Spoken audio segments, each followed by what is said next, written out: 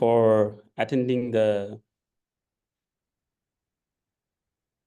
preschool, and we are trying to explain the prerequisites which are required for the main school.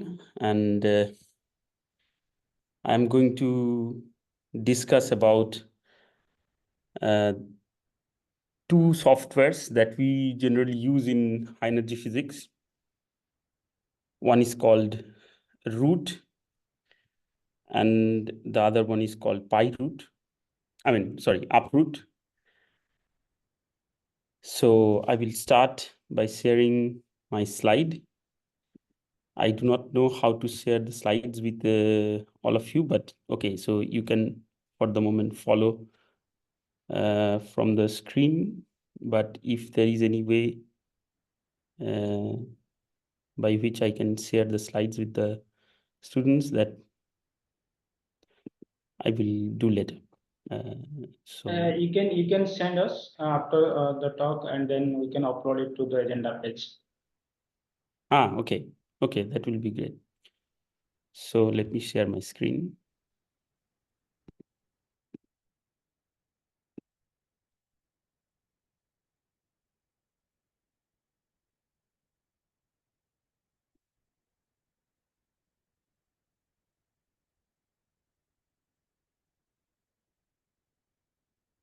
Can you see my slides now?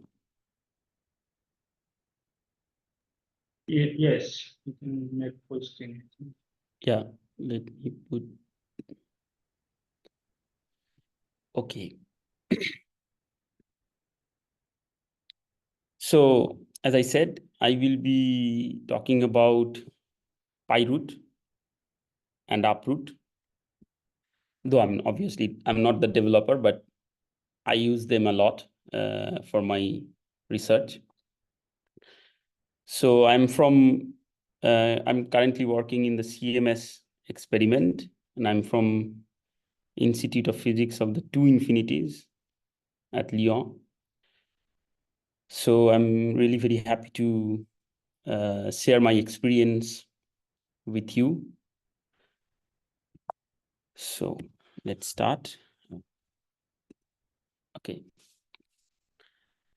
So the way I organize this kind of lecture come tutorial is that on the first day, I will go through the basics of what we are trying to achieve by using these softwares. And on day 2, I will delve into the advanced use cases of these packages.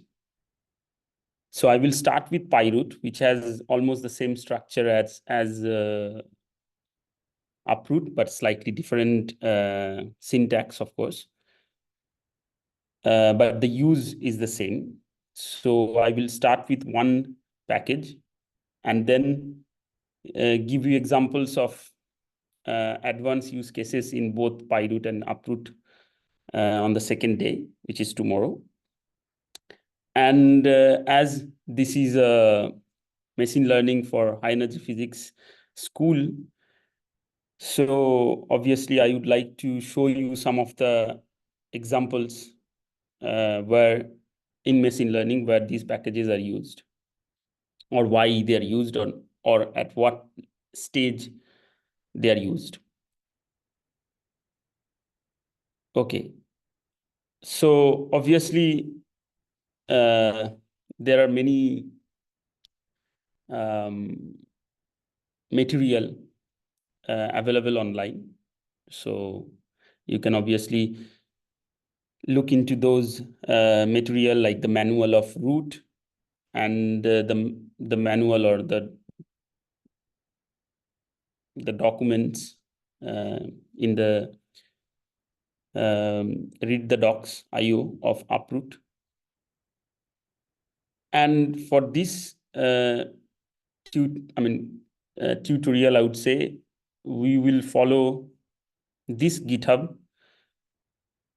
I will paste the link in the Zoom so that everyone can open. And yeah, so the idea is that I will introduce these packages to you, and then basically what you do is you fork the repository into your GitHub area and then clone from your area, and after that you just play with those scripts that I have written in these using these frameworks. So basically everything is written in mostly in Python.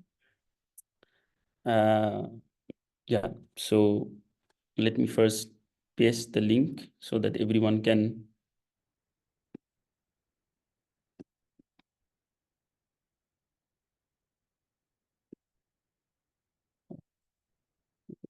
It's not this one. Chat. So here is the link. I hope all of you will receive in a few seconds. Okay, let me go back. And obviously feel free to stop me at any point if you have any question or comments. So first of all, I will obviously not directly go into the software packages, because even though we are trying to learn these packages, but still the there must be some physics motivation, right? So we are here for learning about machine learning for high energy physics. So obviously it's not for, but for. So if you look at roughly what is machine learning is online, the first thing that you will see is basically it studies the statistical algorithm which tries to learn from the data that we have. And after learning the statistics about the data, we would like to use it for unseen data to predict something, right? So ideally, a machine learning problem is something which reads the data and learns from the data, and it will help you to predict something about unknown data. Now, if you think machine learning in that way, high energy physics is obviously one of the leading member of this community, because here we have a lot of data, and I will come to that point in very soon. So the other part is obviously the high energy physics, and here we have, as we probably all of you know that we have this standard model which tries to explain the fundamental particles and forces, and we try to use the standard model or the theory that we have to explain almost everything that we know about the nature. Now, so here is the theory, and this is the standard model Lagrangian. But what we want to do here as an experimentalist is to test this theory in all possible ways and try to find if there are any loopholes, basically. And as you all probably know, that there are many things that we still do not understand about the nature, and we are trying to find them by doing experiments. There can be many kinds of experiments, but in high energy physics, mainly we talk about collider experiments. And here are the two detectors that we have built in the LHC tunnel. And as you know that we collide either protons or leads or other kind of ions. And by doing that, we try to discover new physics or try to verify the standard model or the known physics that we have at the moment. And also we try to discover something new. Now, as of now, obviously standard model has been able to successfully describe everything, all the experimental results. I say almost because there are obviously some deviations, some searches which are not compatible with standard model, and people are trying to do more experiments to understand if they're really not standard model like. One of which is, as you know, I mean, the W boson transverse mass, or the muon G2. But okay, so idea is that we have these detectors and we collide particles, and at the end what we get is zeros and ones, basically data, right? So in these detectors we have, I mean, one detector is obviously composed of multiple sub-detectors, and each sub-detectors, they have millions of channels through which the data is collected. And if the particle passes through the detector, it produces a signal, and that signal is digitized. And basically that means they are zeros and ones. So that is what we collect from these detectors. And these zeros and ones are stored in the storage in different places around the world. But first it goes to one of the servers at CERN, which we call as tier 0. And yeah, so all this data is stored here. And in 2021, there was a kind of rough estimate of how much data is collected or produced, you may say, how much data is produced at CERN or LHC, combining all the experiments together. So it was roughly about 40K exabyte per year, which is far, far bigger than many other industrial fields.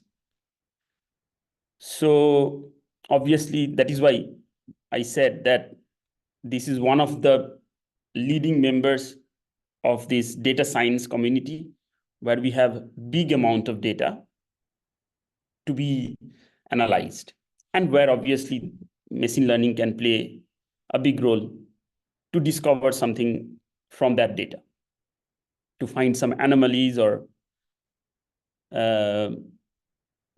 do parameter estimation. But okay, so then obviously you have the data, then you want to do the studies that you want, like you want to analyze the data, and at the end you want to know, I mean, if there is Higgs in your data set or not, right? So that is what is your ultimate goal after you do the analysis. Or if you want to find a new particle like dark matter or something else, SUSY particles, you have to analyze the data. That means all these zeros and ones.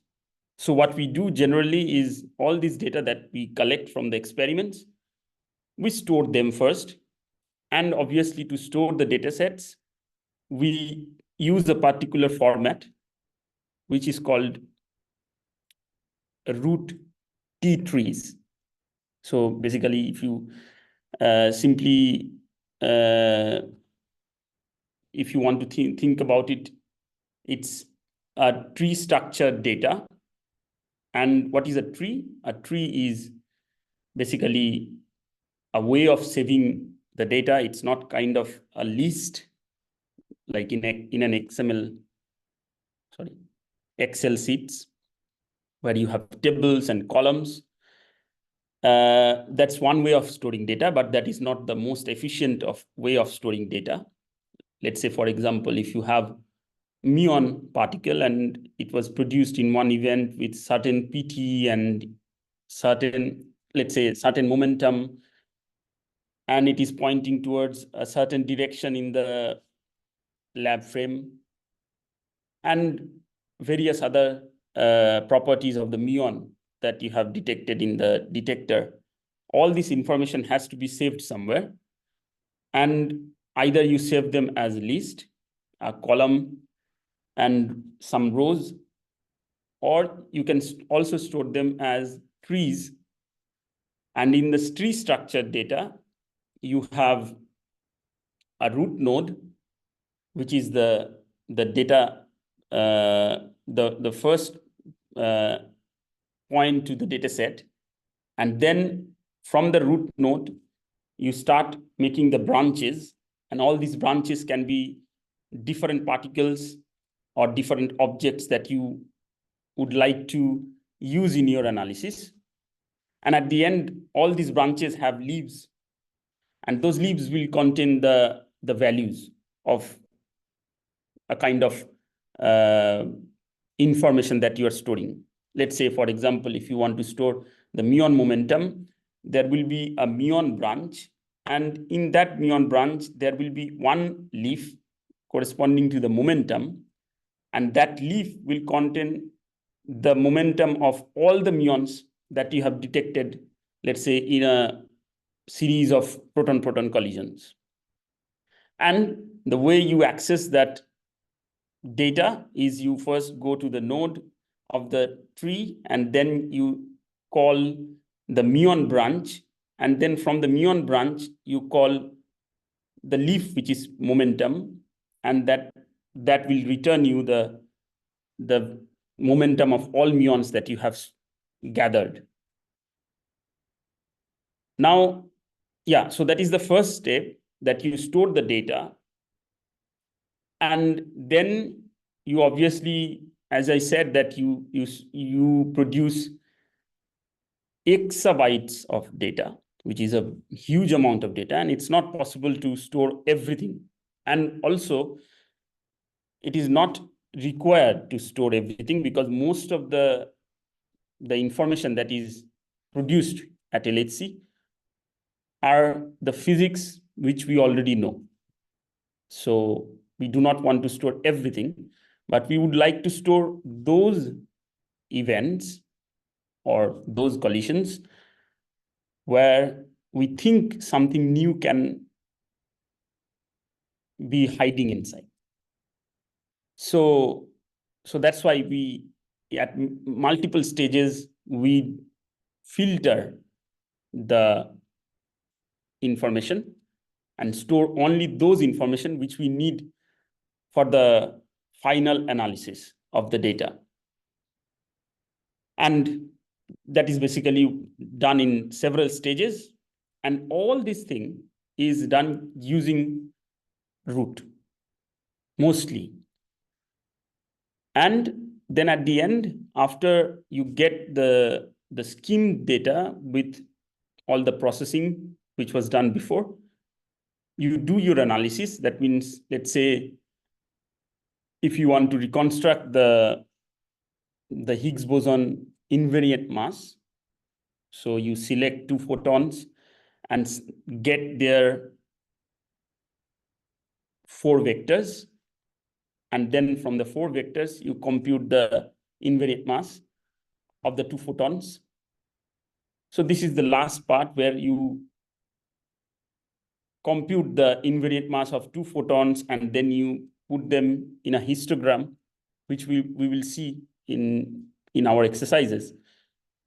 And then you make the final plot where you show the histogram of the diphoton invariant mass.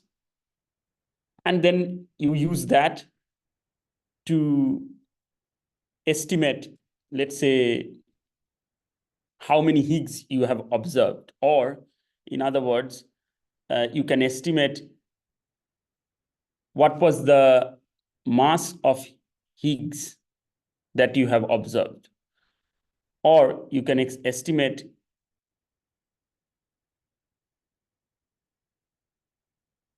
if you have observed as many Higgs as you expected from your standard model theory or your hypothesis that you have used. So all this kind of estimation, parameter estimation, you can call in general, you do at the end after you do all these chains of, processing and scheming and processing and scheming. So finally, you have a statistical test to be performed on the data that you collected. But for that, you have multiple steps. It's not a one-step process. And in all these steps, Root is the framework or tool that we use to mostly, I'm not saying that 100 out of 100 people use Root in high energy physics, but a large fraction of people, they use Root in high energy physics to do all these things. Now, the machine learning part can be there at any stage, of course. But as you can understand that the whole process requires the knowledge of Root, right? To use the data and to analyze the data and to do the statistical tests. So this whole process, if that requires Root, then obviously it's necessary that we learn how to use Root, and only then we can use this data that is produced by, let's say, LHC. Only if we know how to use Root, we can use this data, and then we can analyze them. Either we use machine learning or any other way we want to analyze, we can analyze. So it is very important to learn Root. Now, it's not only obviously in high energy physics where we use Root, but like other science domains, for example, astroparticle physics and gravitational wave, all these different group of people, they use Root for storing their data and obviously to analyze the data.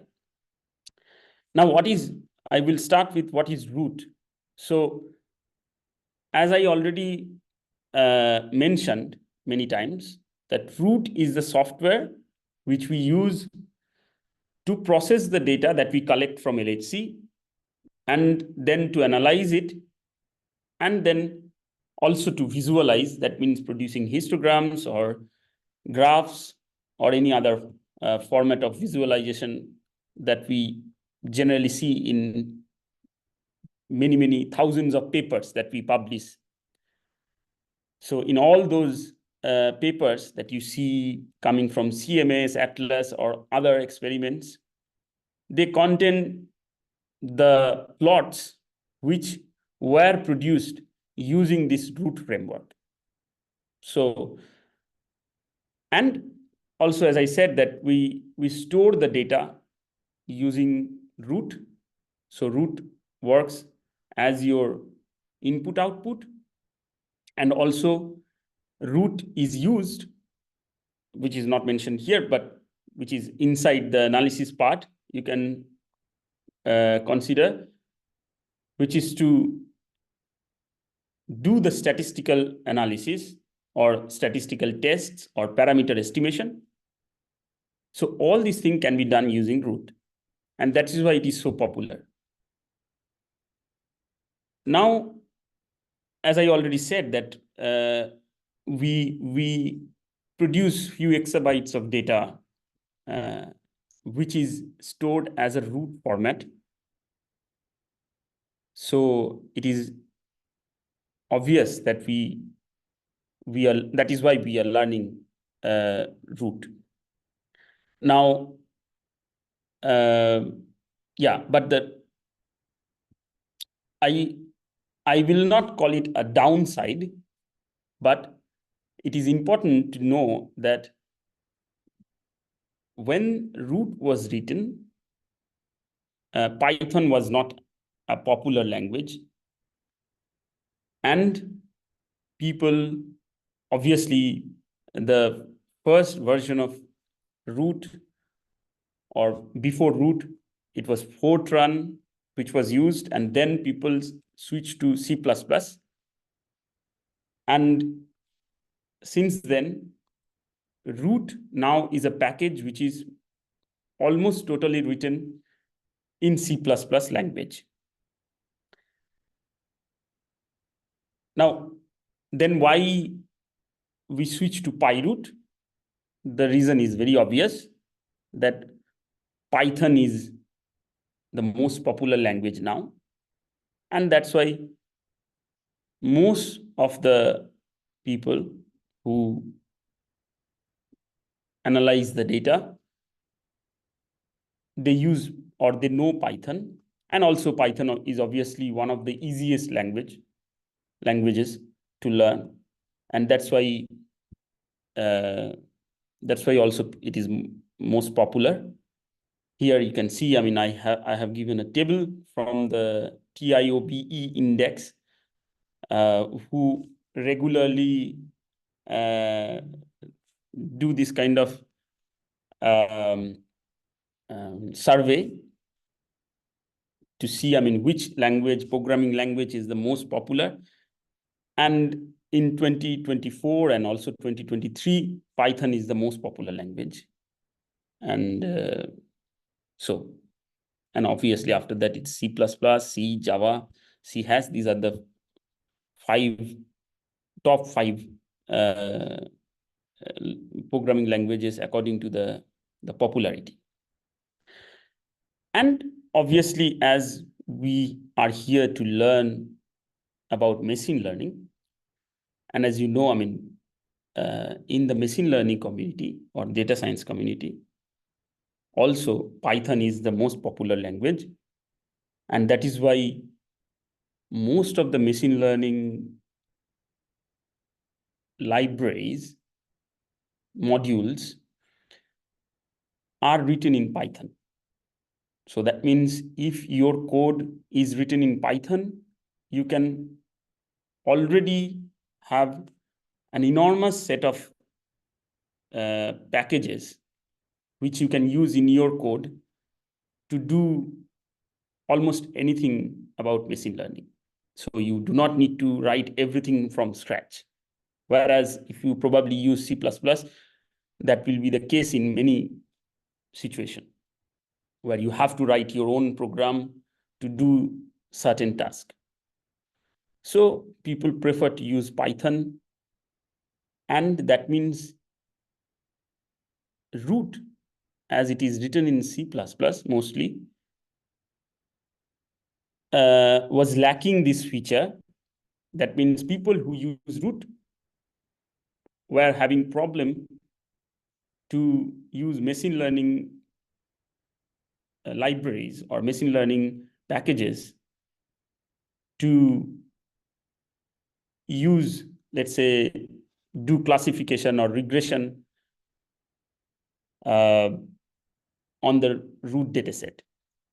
So there has to be some kind of a communication between the two languages, the Python and the C++. So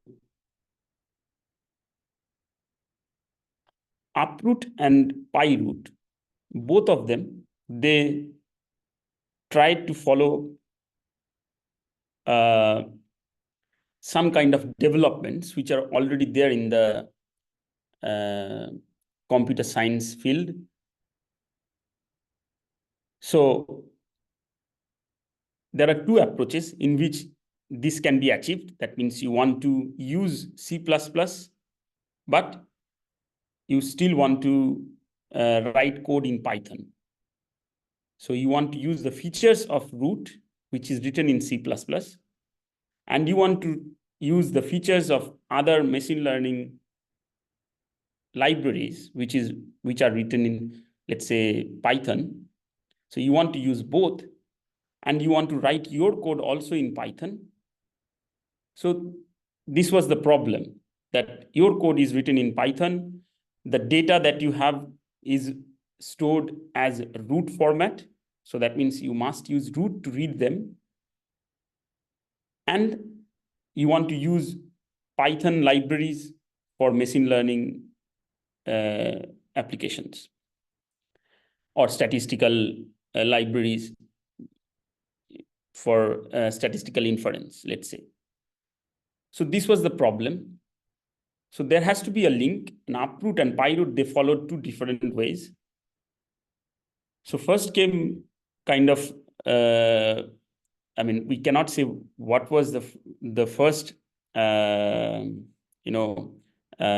was the first developer, but still, as according to the publication of these packages, we see that Uproot was the first among obviously PyROOT and Uproot, because before Uproot, there were other packages. People tried to develop this because this was a real problem, that the dataset that you have has a root format. But now if you want to use machine learning, you have to write your code in Python. So there was a clash, and people tried to reduce this gap as much as possible, starting from, let's say, 2014 or 13. So people developed many wrappers, packages, using which this problem can be solved. And most popular right now are Uproot and PyROOT. That's why we are studying Uproot and PyROOT, of course. PyROOT is I would say, more straightforward connection between Python and root. It's because PyROOT can give you the access to all the features of root, not only just reading the data from root files or root format datasets, but also to do all the analysis, all the processing, everything that was possible with root can also be done using PyROOT. That means if you use PyROOT, you can use all the existing development that was done for many years inside root tool. Whereas Uproot is not was not developed for analysis. It was mainly developed for just converting the format, the data format that you have in root to a Python data format. For example, suppose in C++ you have vectors, and suppose your data that you stored in the root format data is stored in a vector. Let's say you have muon momentum stored in a vector. Now, obviously, Python doesn't know about vectors. So somehow you have to convert the C++ vector into some equivalent format in Python, let's say a list or a NumPy array, right? So this kind of conversions was made using Uproot, that you read the root file and you convert the data that you have inside the root file into Python format. And then after that, everything is Python. So you can, once you converted or translated all the objects that you have in a root file into a Python object, then you can play with the data as you want. Now, the approach of PyROOT was obviously different. So you keep the C++ part of the analysis. That means when you read the data or when you do some kind of, let's say, skimming, that means you, let's say, if you want to throw away some muons with momenta less than 10 GeV, okay? So for that, this kind of things, you can use either the Uproot approach, where you first convert everything into Python objects like NumPy arrays, and then use NumPy algebraic, syntax to skim the data or know some statistics about the data that you have. Like if you want to know what is the average momentum of all the muons that I have. So for that, you can use NumPy to get the mean of all the PT in your array. Similarly, in PyROOT, it will also give you such features, but not in Python, but in C++. As you already learned in the courses, previous courses, like in where you learned about Python, you know already that Python in the backend, Python is not a language like C or C++, which directly talks to the CPU. So it first Python as a backend, it translates into a C code, and then that C code runs on the CPU.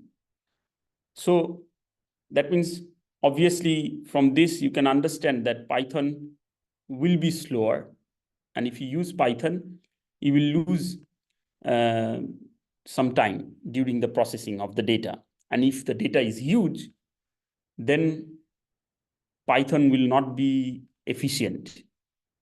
So that is why people still want to use C++ because C++ is very fast. So as I said here, that Python is used because of its easiness.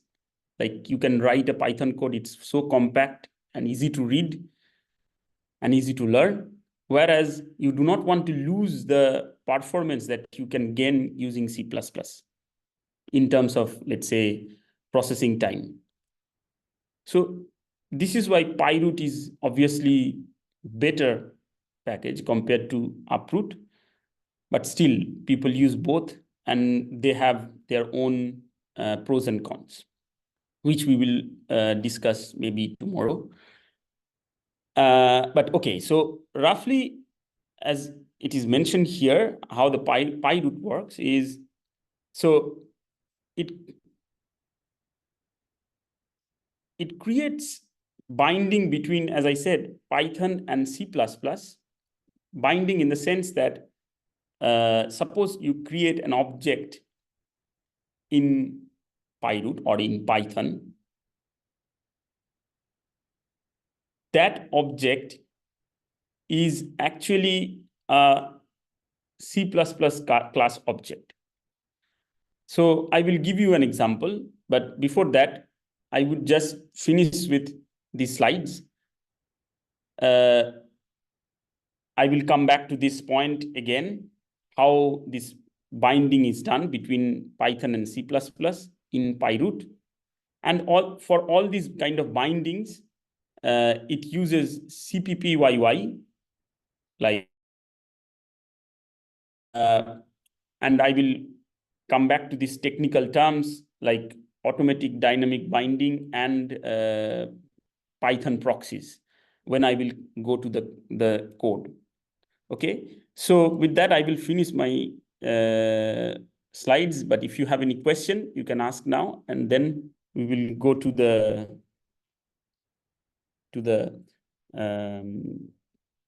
exercises, which I'm going to explain. So please ask any questions related to this if you have any. And then I will start showing you some exercises.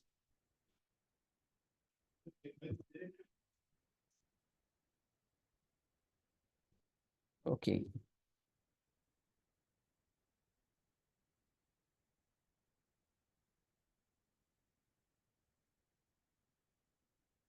I don't see anybody saying something. Okay.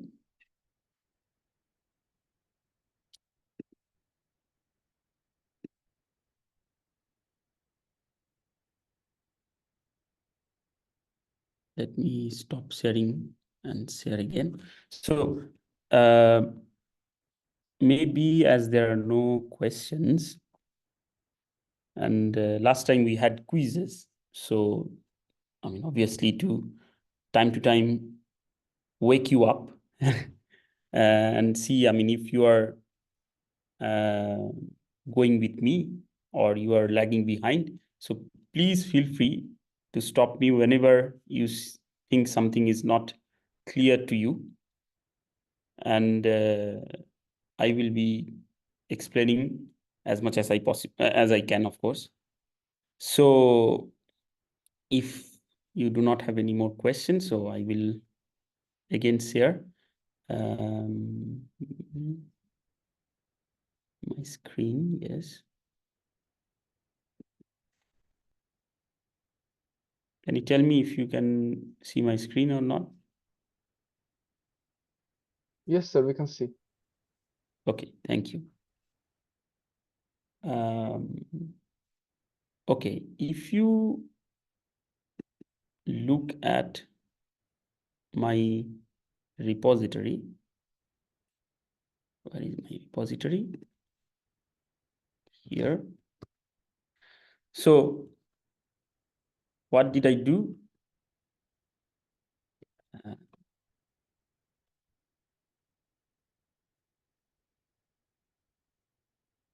I mean, I would like you to follow as much as possible, but I'm not going to request you to start running the script with me, at least not the first one, because I still would like to explain a few things from the script, and only when you understand how it works, then I will request you to run it. But I will still show you how to get all this code. Obviously, hopefully you have already done it, or some of you have done it. I see something in the chat box. Please increase the text size. Of course, yes. Thank you. Yeah. So what I did is, though I already have the directory here. So yeah. Now I can make a test directory just to show you how to do this. I hope all of you have installed root and uproot. If not, you can do it now using the instructions which were provided, because I will still be going through the code and you do not need to run it now. So that's why during that time you can already install. And hopefully you have created an environment. So I requested all of you to use conda. So the reason is because as you are going to go through this whole school of machine learning, where many of the instructors are going to request you to install conda and install the software that they are going to use. So it's already good if you have installed conda, and then inside conda, it is possible to install both root and uproot. I gave you instructions, and conda is useful to create different environments which are not talking to each other. That means if I install root in one environment, or some dependencies of root in some environment, I can also install other packages which may conflict with root in another environment, which will not have root, and it will not complain. It will not raise any error, right? For example, as you can see in my laptop, I have these 3 environments, one is called base. The other one is MacRoot, where I have installed root for this tutorial. And there is another environment, which is PyTorch for machine learning. So I'm going to activate the environment which has root in it. So you can load that environment by using, hopefully by using this command, conda activate macroot, where macroot is obviously the name of the environment. If you didn't provide any name, then you have to give the path of the environment. And then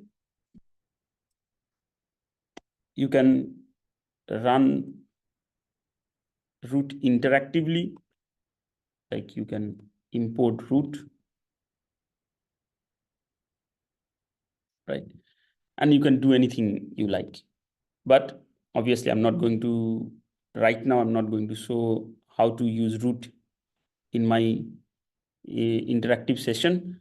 Obviously, I will come back to this, but I have created this to show you how I clone the repository. I hope all of you are familiar with Git, but maybe not all of you. So I will suggest those who are not familiar with Git to follow these instructions. So what you need to do is you just need to do git clone, and then you need to give the path of the Git repository that you want to clone. In this case, obviously, I already sent you the name of the repository that we will be using in this tutorial. So right now, as you can see, I'm cloning it from my area, but obviously in your case, only after you make a fork of this repository into your area, you are going to use your name here, your Git username here, and then the name of the repository, and you just press enter, and you will have the code here. So I can go inside, and as you can see that there are 3 folders and 1 README, which is not yet filled with all the information that I wanted to share with you, but obviously I will update. But for the moment, don't worry about it, because I will tell you everything that I want to. And then you see that there are 3 directories, day 1, day 2, day 3. And for the moment, I have populated the day 1 directory with all the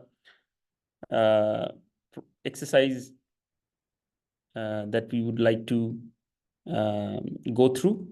And then right now we do not have anything in day 2 and day 3, except obviously some dummy script. So I will be populating them every day. I mean, like before we start the session. So that you have the code. Can you share the, yeah, I did already, but yeah, I can do it again. So you can go here. Okay.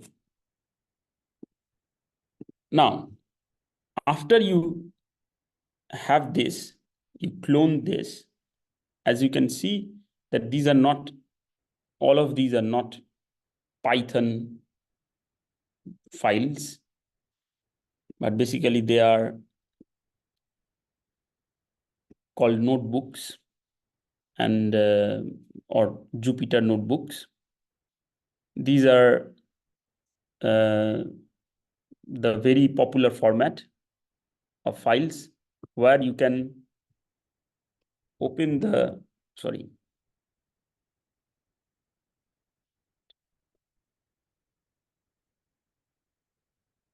open these files in a beautiful format so that you can run them interactively and look at the results, rather than the other way, which is in the interactive session of Python. We can obviously do the same thing in one of the interactive sessions, but we prefer Jupyter Notebook so that we can also see the outputs, the plots in the same, let's say,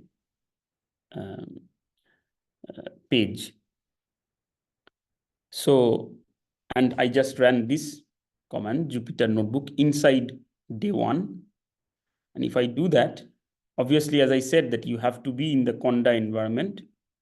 I mean, it can be changed later, but still it's better that you are already in the root environment where you can run root. And this is the way how you can test if the root installation is correctly done or not. So you can just, in a Python 3 interactive session, you can run import root to check if it can import root, basically. Then if you run Jupyter Notebook, it's going to open a page like this in your browser, the default browser.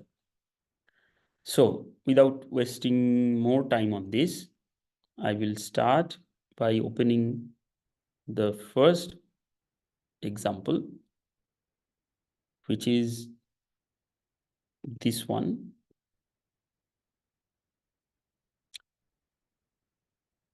So remember that whatever you are doing here, all these codes are still present in this directory from where you ran this Jupyter Notebook. That means any output that you are going to produce will be also stored in the same directory. So yeah, so if you produce some output, some, let's say, plots, they will be stored in this directory if you want to look at them. But obviously, we would like to look at them in this notebook itself. That's the use of Jupyter Notebook. So as I said that, okay, obviously, I still do not expect everybody to run the code already. Please be with me while I'm going to go through this code and try to explain. And then when I tell you, you just run it. So as I already said, that now we are going to write Python code. But obviously, as I said, that root is not written in Python, but in C++. So how are we going to use root, which is written, a package which is written in C++, by writing a code in Python? So this is what is PyROOT, which helps us to do that, to translate it. So if you look at the first line of the code, which says file is equal to RT, which is the instance of the root library that you have imported. So this RT is basically, you can call it an alias of the root instance that you have imported. And it has all the features of root. Features in the sense that all the classes that is there available already written in root. I can show you some of them. Root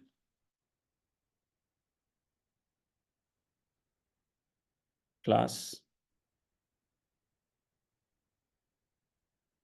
For example,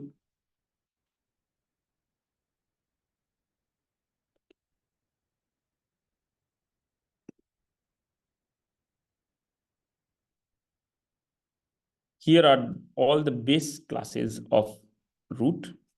Obviously, we should go to the version which we are running now. I think 24 or 22 should be similar, but still. So there are many classes which are written in C++, as you can see. And all these classes obviously have their own methods inside. Those of you who know a little bit of C++, they can understand that a class is basically, a C++ class is basically used to create an instance of some kind of object which has similar properties. For example, let me tell you that, let's say muon particle, if you consider, has some properties, and then the muon that we detect in the detector have also some measurements, variables that we measure at the detector, like, as I already said, the direction of the muon produced in the proton-proton collision, the momentum, absolute value of the momentum, the transverse component of the momentum, or also you can measure the charge of muon, either it is mu plus or mu minus. So there can be many things that you want to measure. But if you look at these variables like the charge, the momentum, or the direction, all these variables, they're not only there for muon, but they're also there for electron or many other objects that you may have in your data. So you can write a class which represents the muon kind of object. That means a class, you can call it my muon class. And in that my muon class, you can create some variables like charge, momentum, direction, etc. And also you can create some functions which you can use to assign, let's say, some momentum to one muon object, or to access the momentum of a given muon object. So you can think of it, I mean, in high energy physics, you can think that the C++ classes can be used this way. Okay. Now, if I go back to this exercise, where you can see that there is one class which is obviously inside the root library, which is called tfile. Now, this tfile class is obviously when you give this tfile class with some arguments, where the arguments are, let's say here in this case, we call it the name. I mean, we first argument is the name of the file. Yeah, and as you can see here, it's PyROOT _ exercise 1.root. And there is a second argument, which is called recreate, because here we would like to create a new file. So that means by using this constructor of the class, which is called tfile, we are constructing an object of this tfile class. And that object has these features, you can call. One is the name of the file, and one is, let's say, one of the argument is if you want to create a new file, or if you want to read a file. If you want to read an existing file, we will see later, we can just write a read here. But when we are creating a file, we can either say recreate or create. Now, the main point that I want to say is that this tfile class is written in C++. So again, I can show you.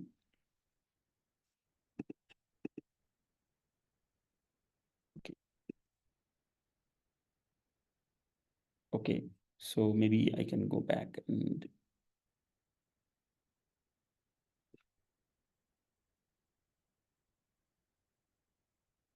not histogram. Maybe I can search here directly.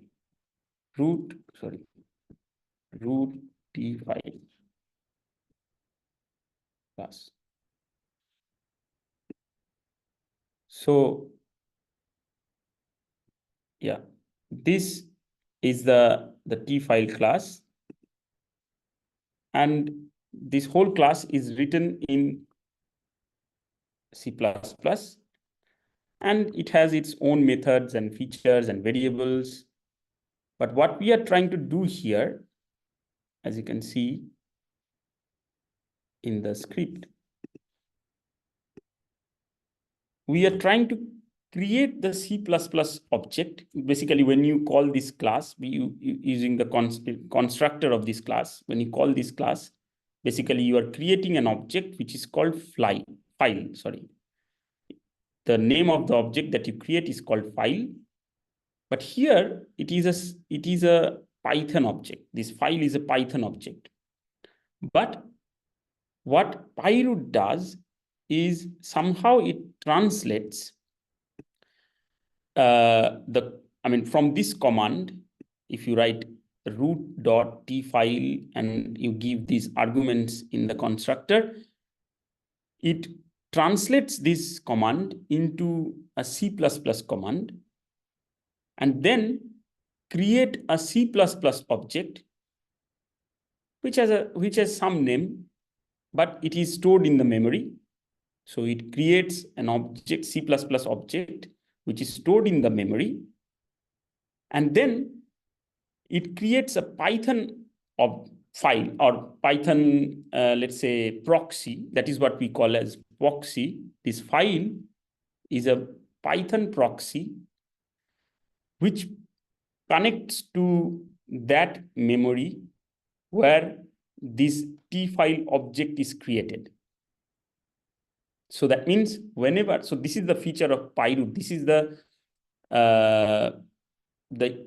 use of PyROOT, that it still creates C++ objects, still uses C++ code, but it gives you a handle to access that C++ object using Python.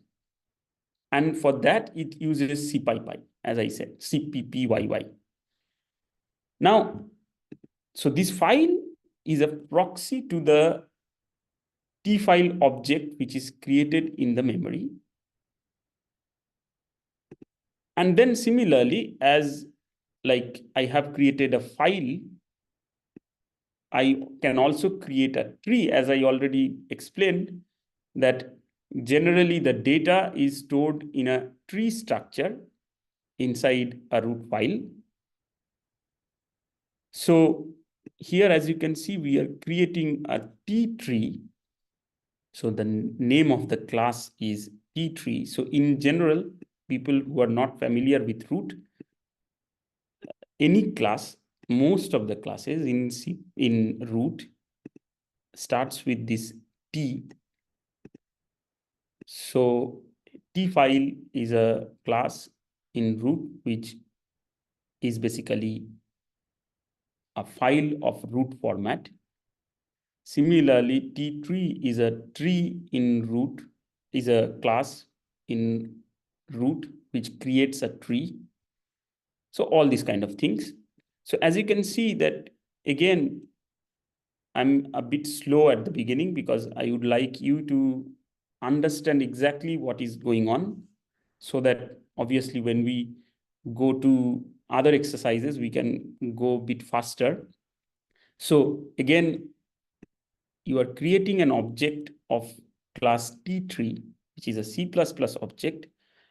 And then you are creating a proxy, Python proxy, which is called tree, which somehow has an handle to the C++ object that you have created in the memory. And then, as you can see, that you can also create vectors, C++ vectors.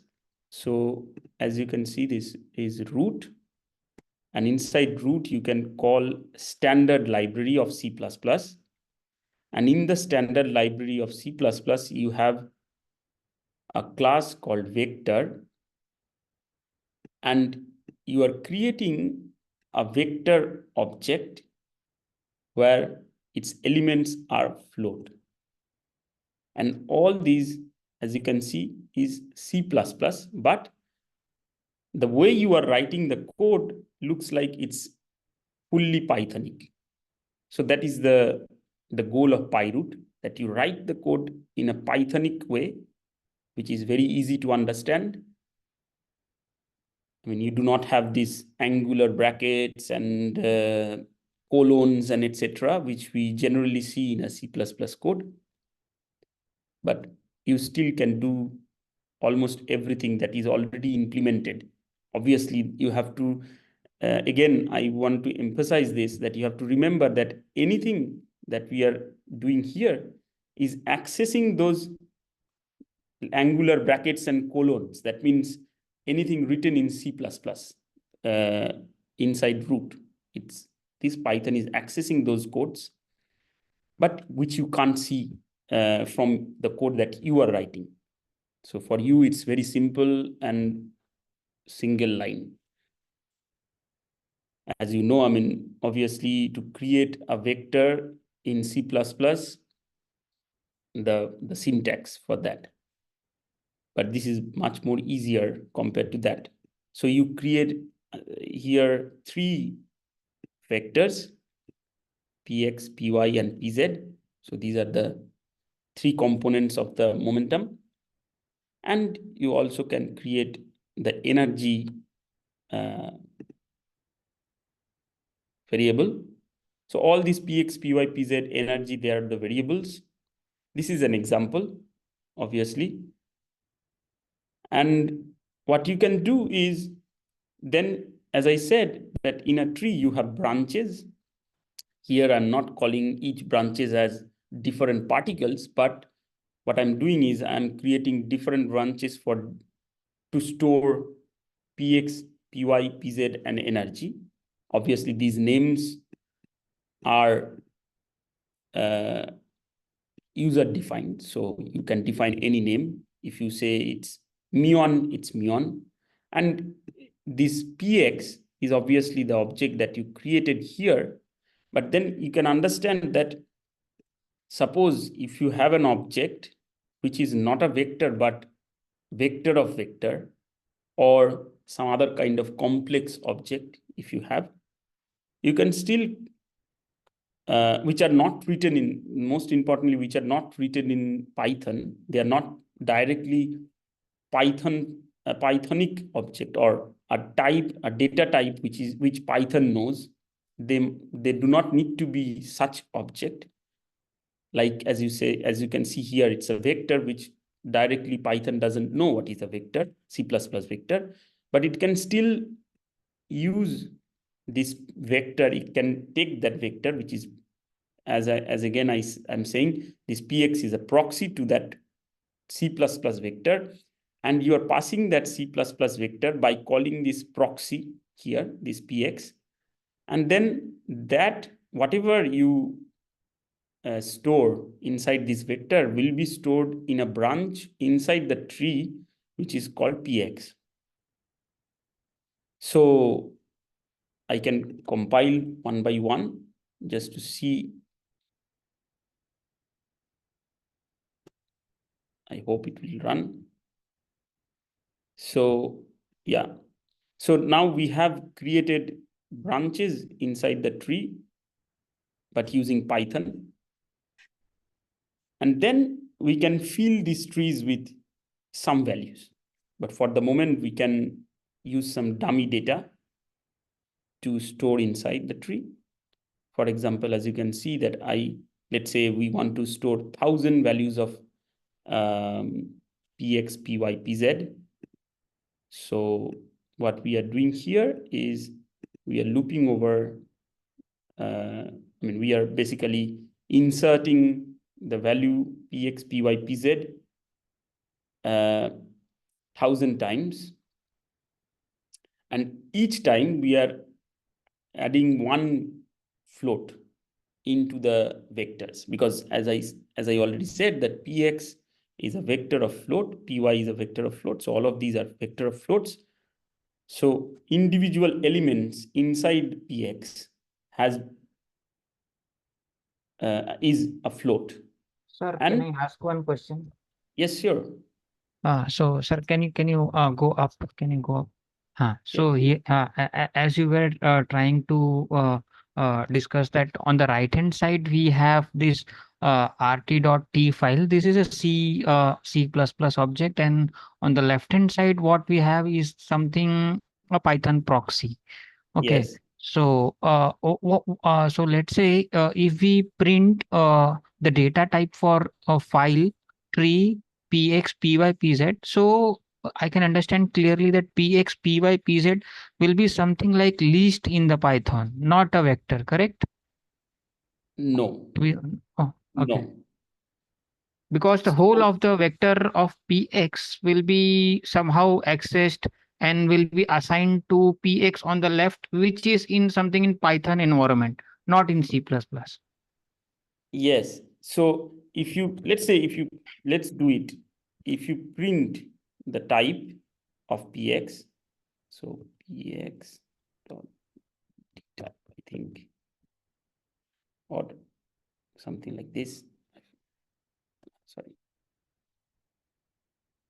Is it d type or type of?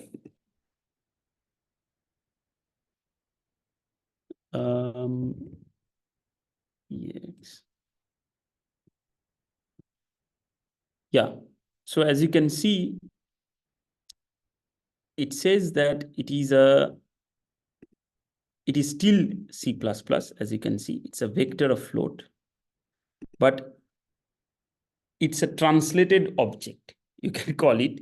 That means you have Python, but Python doesn't know directly what a vector is, C++ vector is. So first you convert this C++ vector, or not convert, but you still have this C++ vector. But as I said, that you use cppyy to kind of bind this C++ vector into a Python object. And this Python object has the type, which is cppyy global gbl std vector float. I mean, in principle, it has, to us, it has no meaning. But all these kind of translations, let's say, for example, when you push back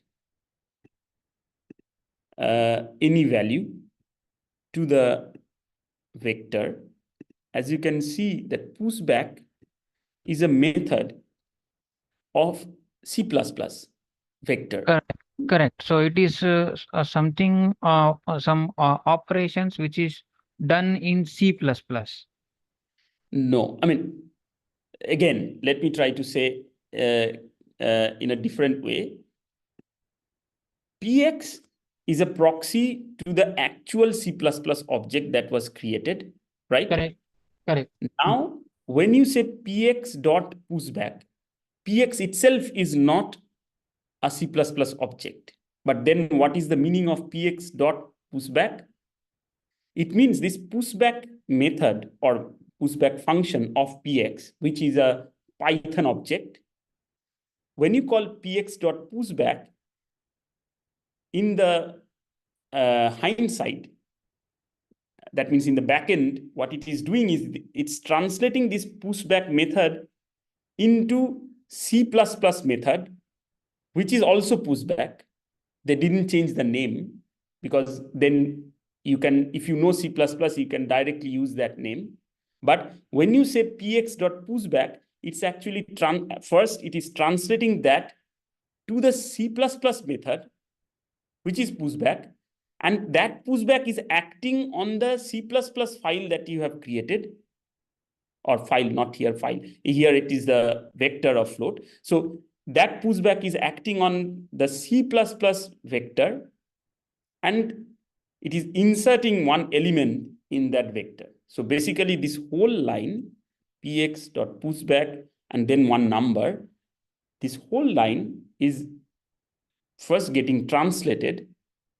And after the translation, it actually pushing one float inside the actual C++ object that you have created. And this whole process of translating and doing exactly what you want to do on the C++ object is done by PyROOT using CPPYY.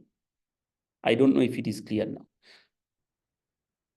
Okay, yes, sir. If I understand correctly, so I initially I understood wrong, because the left hand side, the Python proxy is not a pure Python object or a variable. It is some translation, some in between kind of thing. We cannot say it is Python proxy is a Python object, but then from this proxy, obviously whatever you have in Python, it has to be a Python object, right? Yeah, I mean, yeah. It has to have some data type, which is something that you see here. But these data type, Python knows, or PyROOT knows about this data type, because you have defined this data type inside PyROOT. Now, but when you do some operation on this data, let's say CPPYY, GBL, STD, vector, float, this is a data type in Python, and then you do pushback, then it's going to translate that into the C++ vector.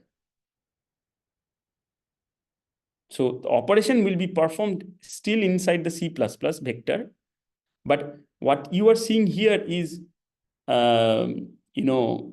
basically, you can consider this as you are writing something in Hindi, and then there is a translator which translates that Hindi to English, which root knows, or which, let's say, which is already written in the tool. So it's something like this. So when you call px.pushback, this pushback is not the method of C++ object. It's still the method of this CPPYY blah blah, this object. But that method is inside that method. It's basically pushing one element to the C++ object, C++ vector, basically. So if you push something in this px object, actually in the memory, something is pushed into the C++ vector, but which you can't see here, because, or you do not want to see that. But as we are trying to go up to the deepest level, that's why we are trying to explain or understand. But obviously, when you write the code, you can still consider this px as a C++ vector. There is no problem. And then you can call all the functions, most of the functions that a C++ vector has. But you are writing it in Python. That's the facility that you are having. That's the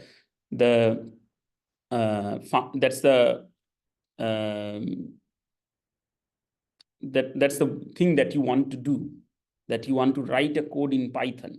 So in addition to this, whatever you are doing here, you can also do some Pythonic manipulation, let's say. I will come to that later, but let's first complete this. Hopefully it's a bit more clear now. Obviously, it will be better when we go to other exercises. So there is another thing, as I said, that, I mean, why we are using root? Because root is a very rich package. It has many years, during many years of developments, developers have added many features into root, and most of them are very useful for high energy physics researchers. And obviously one of that is producing random numbers. Obviously there are many, nowadays there are many Python libraries which can produce random numbers, but here root can also give us the same feature. So you can generate a random number which follows a Gaussian distribution. So, and with a mean of 0 and the standard deviation of 1. And here I'm just pushing a random number. I mean, 1,000 random numbers for each iteration of this loop. So we are sending only one. That is very important. So yeah, now, no, sorry, I said only one, but as you can see, we are not sending only one per event loop. So we call it number of events. So you can also think of it as the number of events that is stored in your data set. Here we are actually creating the data set. So we want to store 1,000 events. And this is not obviously a real example, but it's like a dummy file that we want to create just to see how it works. But obviously in real example, it's different, and we will go to that later. So what we are doing here, first we are clearing the vectors. As you again see that this clear is same as C++ clear method of C++ vectors. But we are calling this clear in Python, which again then will be translated, and that means the C++ standard vector that you have will be cleaned. That means for every event at the beginning, you clean your vector and then you push elements into it. So in each event, you have one px vector, one py vector, one pz vector, and one energy vector.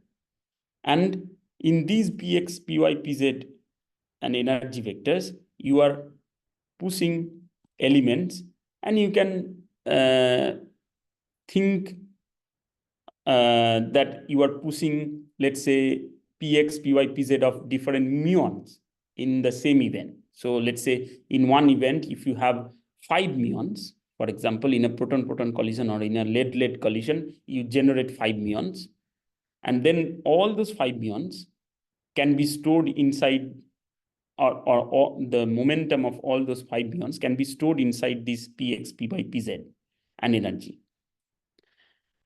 So you do that, as you can see. So what we are doing here, that so for the 0th event, we push only once.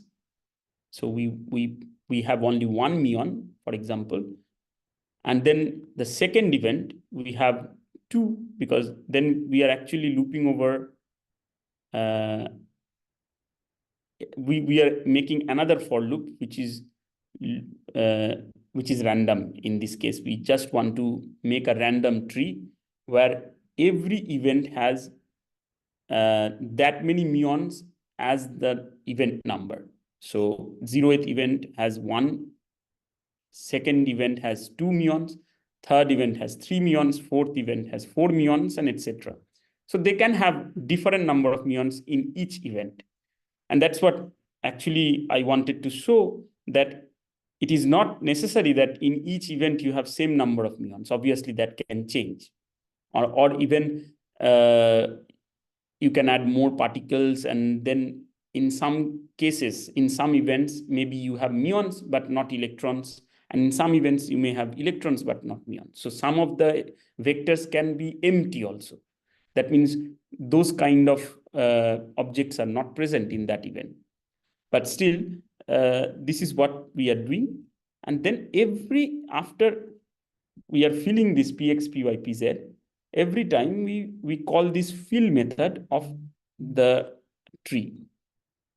Okay, we are calling this fill method of the tree, which is again a C++ method, but we are using PyROOT, and we are calling this fill method. And once we call this fill method, it's basically writing this px, py, pz energy objects into the, as a leaf, I mean inside the leaf, and it's going to store it in the tree. And finally, after 100 events, after you write all these events, you call file.write. Again, the same thing. This write is the method of tfile, but you are calling it from Python, exactly in the same way as you do in C++. The only difference is that in C++, you sometimes, the file can be either a pointer or an object, or a pointer to the object. And accordingly, sometimes we put a dot, or if it is a pointer, we put an arrow. But in case of Python, which always has objects, so we put this dot. And then we again call the close method of tfile to close the file. So we write the file with all the information that we have, we put them in the tree, and then this is just to show you how much time it takes to create 1,000 events. And obviously, every time you generate these Gaussian random numbers and filling them inside the branches. And if you do this, you will see that there will be a file called PyROOT_exercise1.root, which should be there. Okay. I didn't run it from this directory, so I ran it from the original directory that I have created. Sorry. So should be there inside this directory. Okay, A1. And you see that one file is created, which is called PyROOT_exercise1.root. And now, as you saw, that I have used this Python code to create this C++ file or C++ object. Is it possible that we read this file using C++, which means using root? The answer is yes, because everything is translated. So that means so everything was done on the C++ object. So at the end, the product that you have created is still C++. It's not Python. So this root file is still Python, and you can do everything that you want using root, which is actually performing C++ commands. So these are called clean commands. So this is the C++ interpreter, sorry, root interpreter. So I can open root using root -l, and then I can pass the root file. And if I do that, it will automatically load the file into an object which is called _file0, which is a C++ object in this case of type tfile. And as you can see inside the tfile, there is a ttree which is called tree.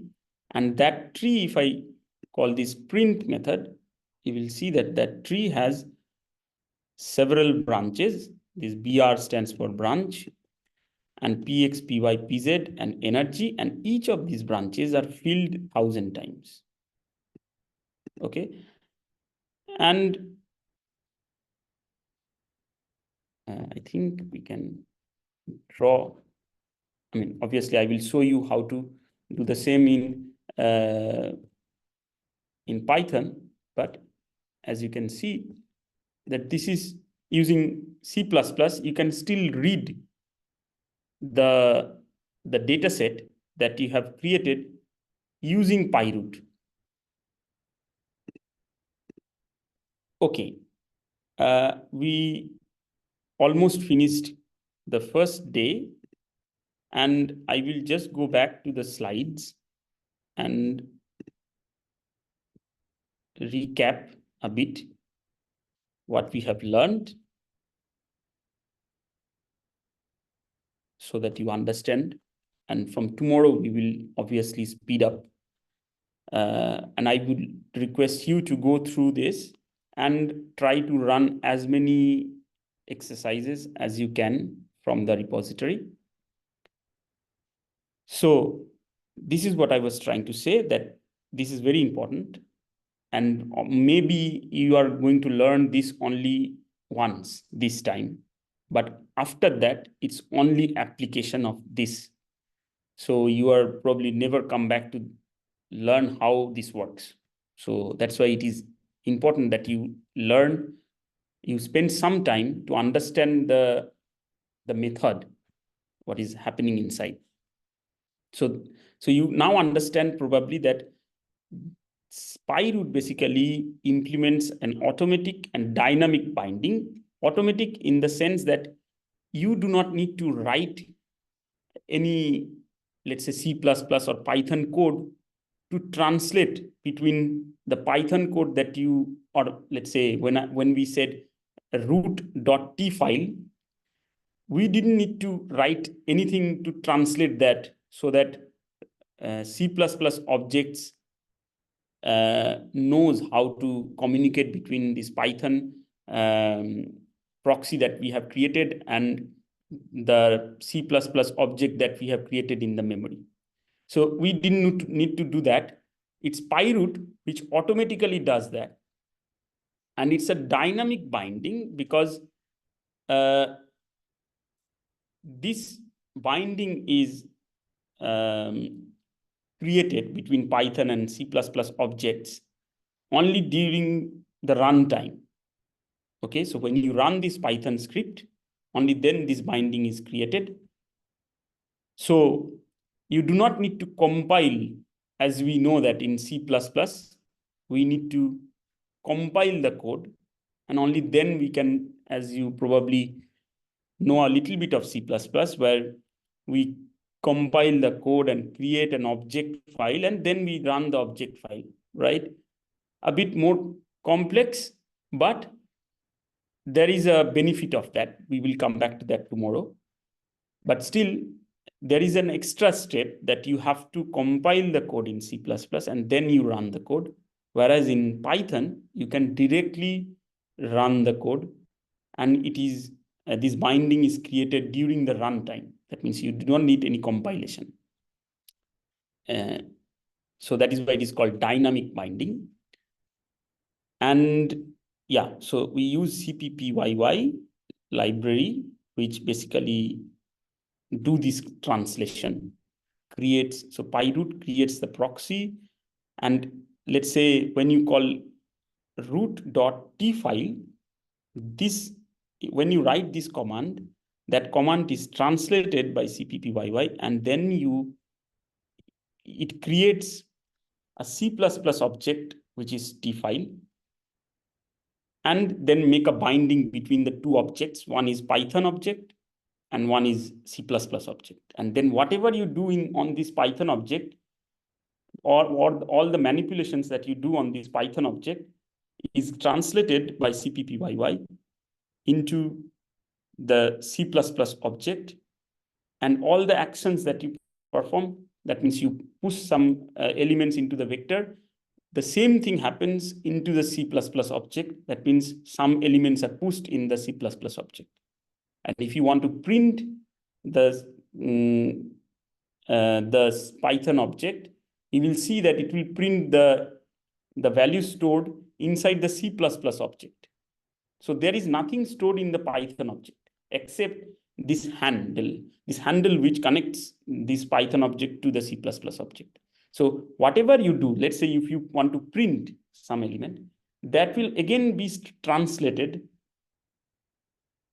to the command which the C++ object knows.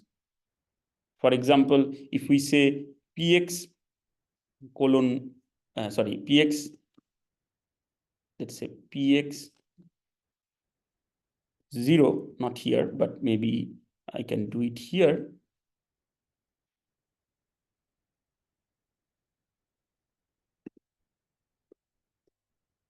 Print px 0. it's going to print every time if I not, okay, so what's the problem? Tree field. Okay, I have to run it again.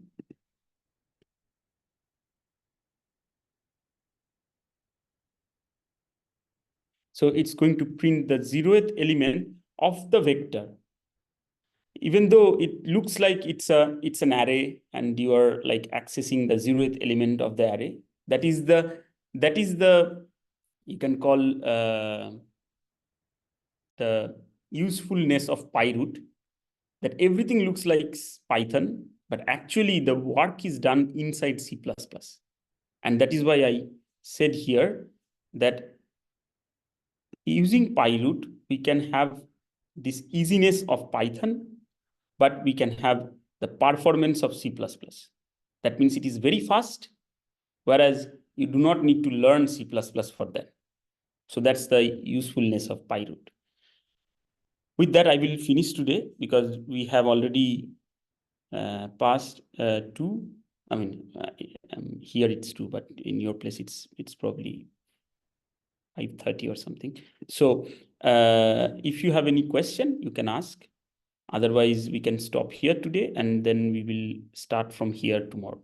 And obviously, my request will be to go through as many examples or exercises as you can from the GitHub repository. Yeah. Sir, okay. Maybe you can ask.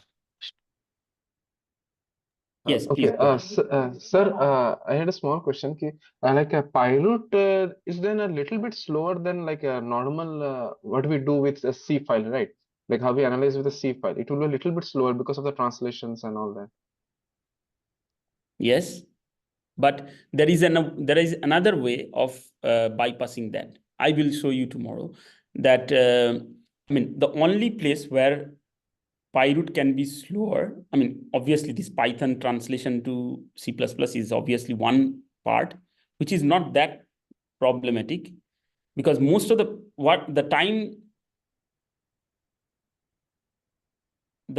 most time consuming part is not translating.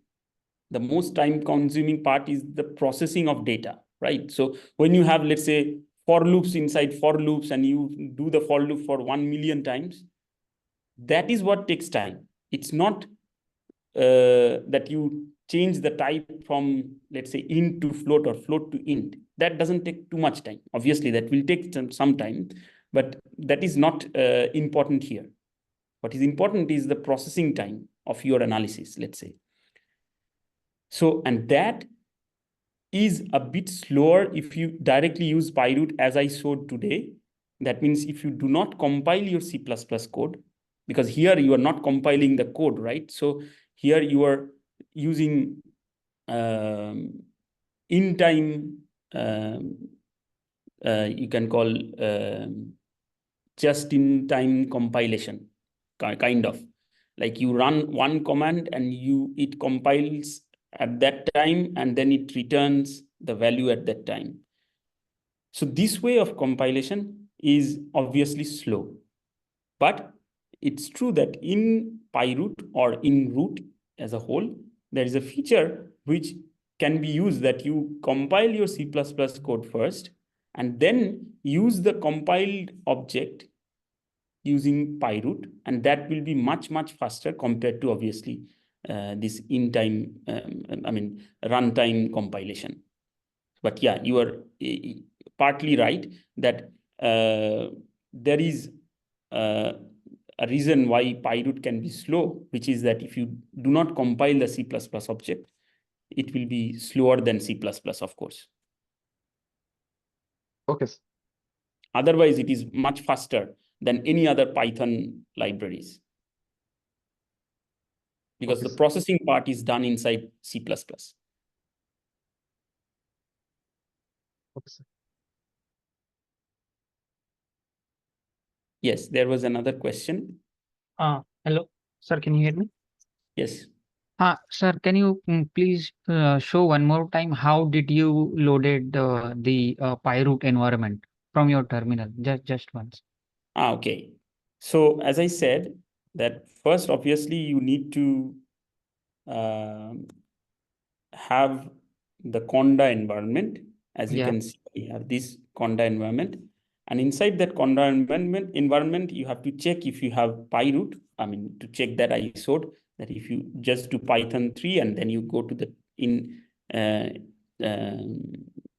interpreter, and then in the interpreter you can run import root and see if it works. If that works, then you clone the repository, and then you just do Jupyter notebook. And yes, I forgot to mention that No, sir. obviously, yes. I mean, I want to know how did you arrive at this conda environment from your press terminal? So how did you end up Yes. in MacRoot? Yes, I understand. So basically, as you can see, if I open a new terminal, Yes. maybe for you, it will be something like this without any conda environment. Okay. Then you can check what are the conda environments present in your machine. So for that, you can do conda env list, and it should list all the environments that are available in your machine. And then hopefully you know what is the name of the environment that you have created, where you have installed root, uproot, and etc. So what you need to do is you need to activate that environment. So for that, you do conda activate, then the name of the environment, and then that should activate that environment. So right now you are in the conda MacRoot environment. I mean, I'm in the conda MacRoot environment where I have root and uproot and etc. for this tutorial. So it should be similar in your case. So does that answer your question? Yes. For me, I can see myself. I have the base, but somehow I don't have the MacRoot. So maybe I need to. No, of course, as I said, sorry, this MacRoot is the name that I gave. Okay. When I created the conda environment where I Okay. wanted to install root, I gave this name. But maybe for you, it is already inside the base environment, because maybe you have installed root and everything inside the same environment, which is called the base environment. So for you, then you just need to do Conda deactivate. Yeah, first I do deactivate, because then then there is no conda right now. Yes. Now I just do conda activate. You see, Yeah. if you do not have any dedicated environment for root or other softwares, if you install everything in the base environment, then you just do conda activate, and then you will go to the base environment. And Correct. but yes. Now, if you want to check, you can run Python 3, and then if you import root, you see that in the base environment, I didn't install root. So that's why I can't import root inside the base environment. But for you, hopefully, if you do this, you will see that you can import root. Okay, and people who have created a new environment only for this tutorial, they can do the way I did. Like if you create MacRoot or any other name, obviously it's your choice, the name that you want to choose. And then you can do conda activate and the name of the environment, and it will be activated. And then you run Python 3 and import root, you will see if it is installed or not.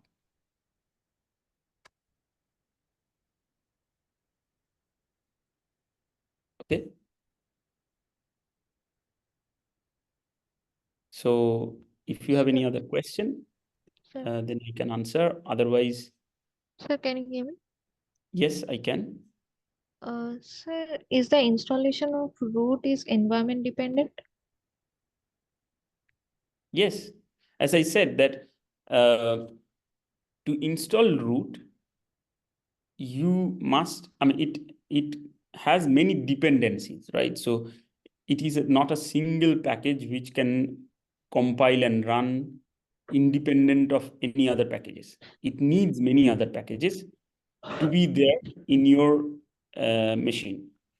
Now, that is the benefit of using conda, that when you install root using conda or this kind of installers, you can get those dependencies readily available inside your machine.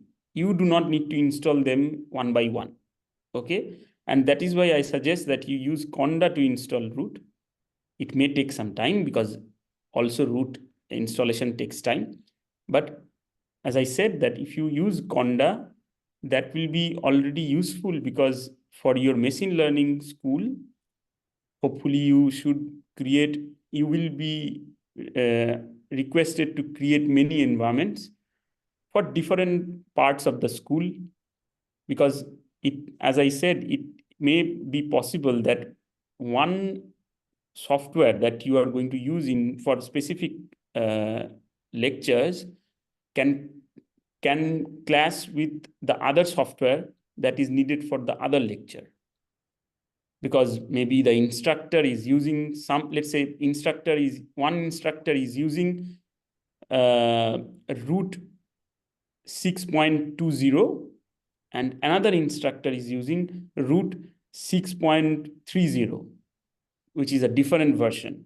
Now, it's almost very, very difficult if you want to install two versions of root in the same machine without conda.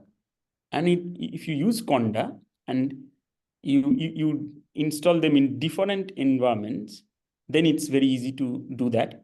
And then you will see that you can have multiple environments for different versions of root or for different softwares, let's say PyTorch or TensorFlow. These kind of softwares that you are going to use in the school, you will see that maybe different instructors can use different versions of TensorFlow. Maybe someone is using the latest version, someone is using a bit older version, and then there will be clash. You cannot run a single, let's say, script which will run in both of the TensorFlow versions. Maybe some features which are added in the latest version were not there and they were not back propagated. So that means if you run the same code but in the older version of TensorFlow, you will see that it is not running. But then what you will do, you will uninstall the TensorFlow that you have now and then install the newer version. But if you do that, maybe some other instructor is using this TensorFlow that is already installed in your machine. So that means it is possible that at the same time, you need two versions of TensorFlow installed in your machine. And for all these kind of things, conda is one of the best tool to do that. So I will suggest that you use conda to install root. And obviously, I will not suggest that you install everything in base, because if you do everything in base, then there can be this kind of problem that two softwares are clashing with each other. So it's better that you create different environments for different purpose. Okay.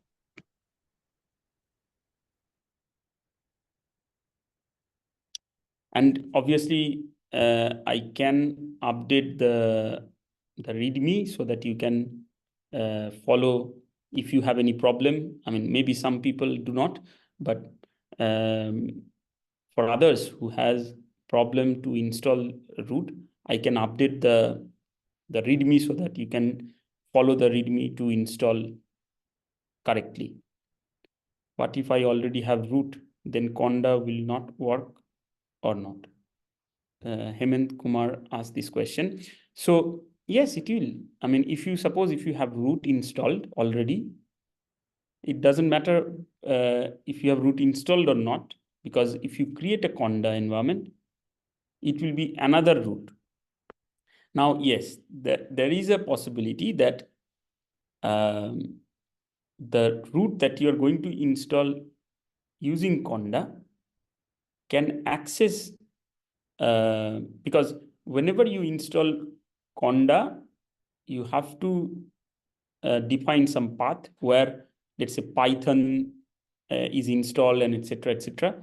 So the root which is installed in conda can use a different Python than the root that you have installed in your computer using, let's say, source, the build. So if you build root from source, then it's fine. There is no clash between if you install root like that and then if you install root using conda.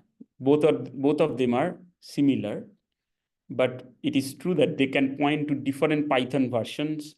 And if you want, you can also do that. You can change the Python version for different root installations. But yeah, I mean, for the moment, it is not required, but many things can be done. But I will not recommend to play with the installation because it's a bit like, what should I say? A complex subject, because you can easily screw up the installation.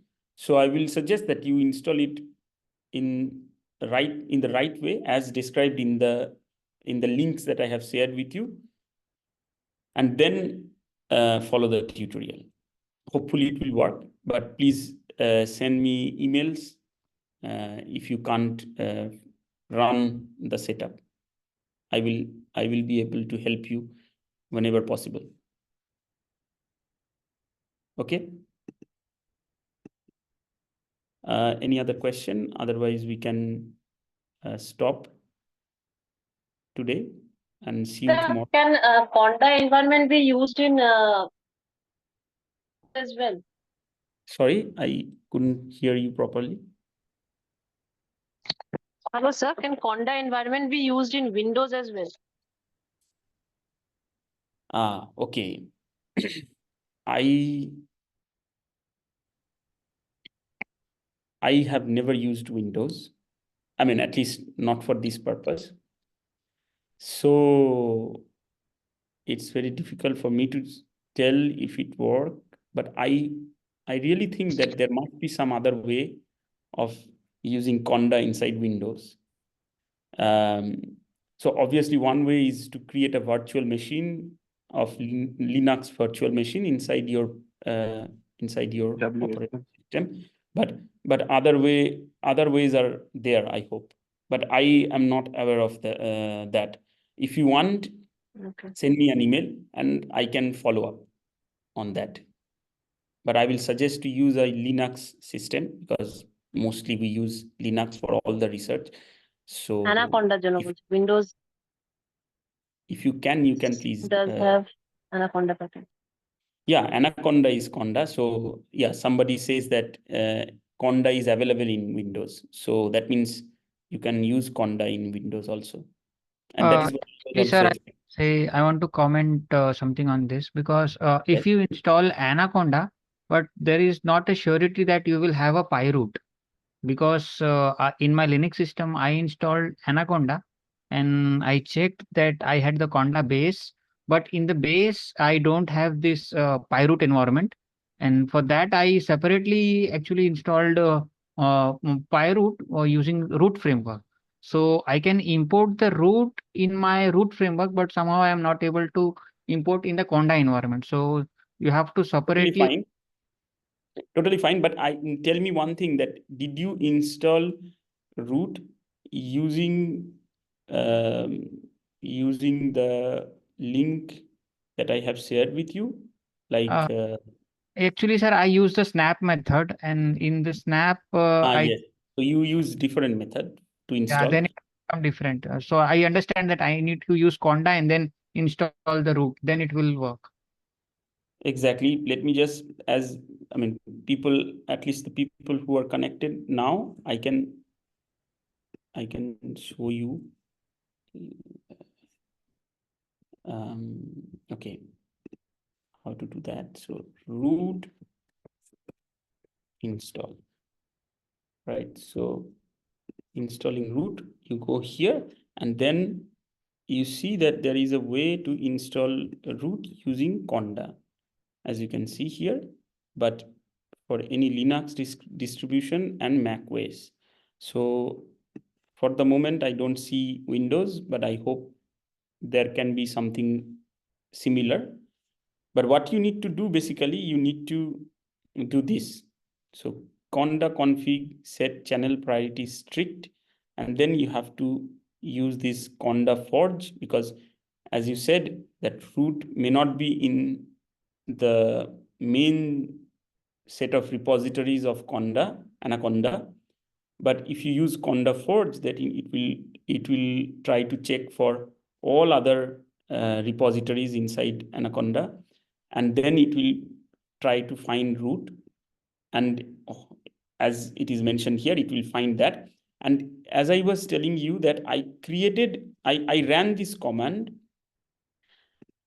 with MacRoot as the name here. So I removed this and I put MacRoot here, and that became the name of my environment.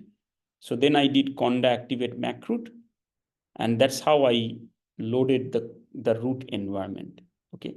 So whoever wants to install it this way, they can just follow these 3 lines, and that should install root using conda in your machine. I mean, it's pretty straightforward, but it's true that it depends on the conda installation, anaconda installation, or mini conda.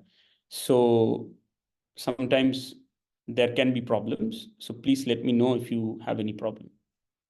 But I will suggest that you use this to install root, okay? If possible. Yeah, as I said, that Linux can be installed as a virtual machine. So yeah, you can, in your Windows machine, you can create a virtual machine, which is Linux. But yeah, that is also something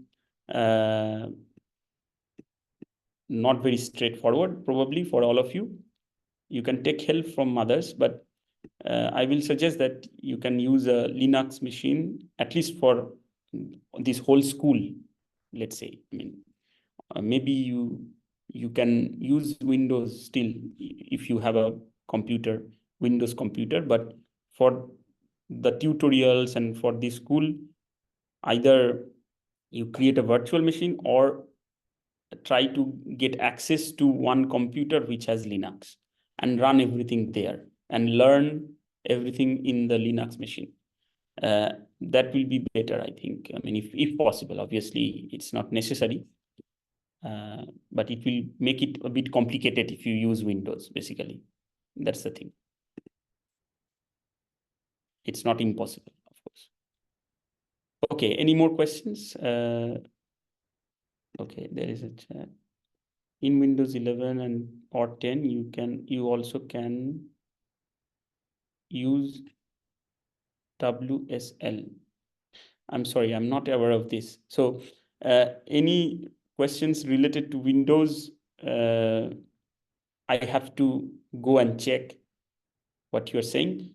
So that is why I said that you can write an email to me and I will follow up.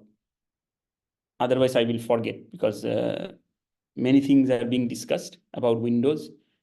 So if someone has a specific question, please write an email and I will try to answer as soon as possible.